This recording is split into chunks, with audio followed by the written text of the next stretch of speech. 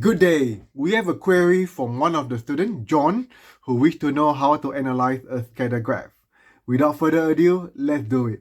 This is a question from the 2021 Chance and Data paper, and the question reads like this. Dog-related ACC claims are made for injuries caused by dog. The graph below shows the relationship between the number of registered dogs and the number of dog-related ACC claims for a sample of councils across New Zealand. In the scatter graph below, each dot represents one of the councils. Describe and interpret at least two different features in the graph of number of registered dogs with the number of dog-related ACC claims for councils across New Zealand.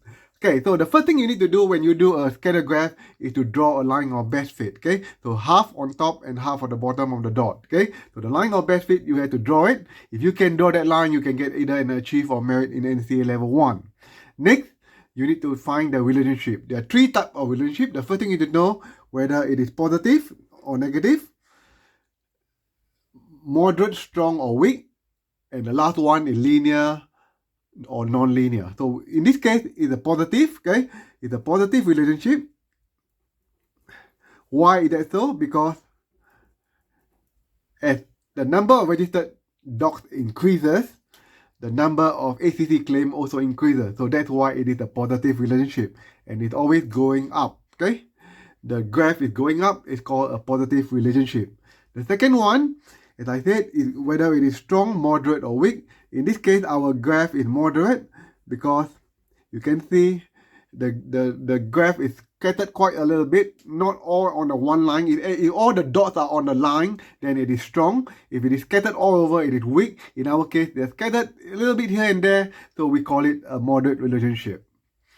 And last but not least, whether it is linear or non-linear, is that a curve or is it a straight line? If it's a straight line, then we call it is a linear relationship.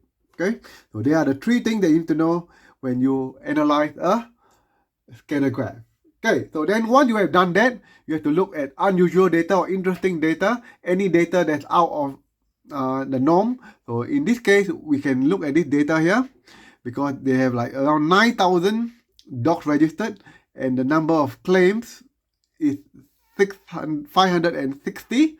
So that might be something that is out of the ordinary, and we need to investigate it further. Okay, and the last thing we need to know is that we look at the cluster. Where does the number of dogs appear the most? In our case, we look at around this area here. Okay, around this area here.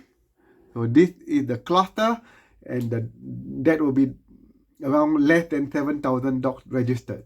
So that is how you analyze a scatter graph. Is this graph useful? Overall, I would say average, because the relationship is moderate. If the relationship is strong, then it's a good predictor for a scatter graph. So have a good day, everyone, and see you soon.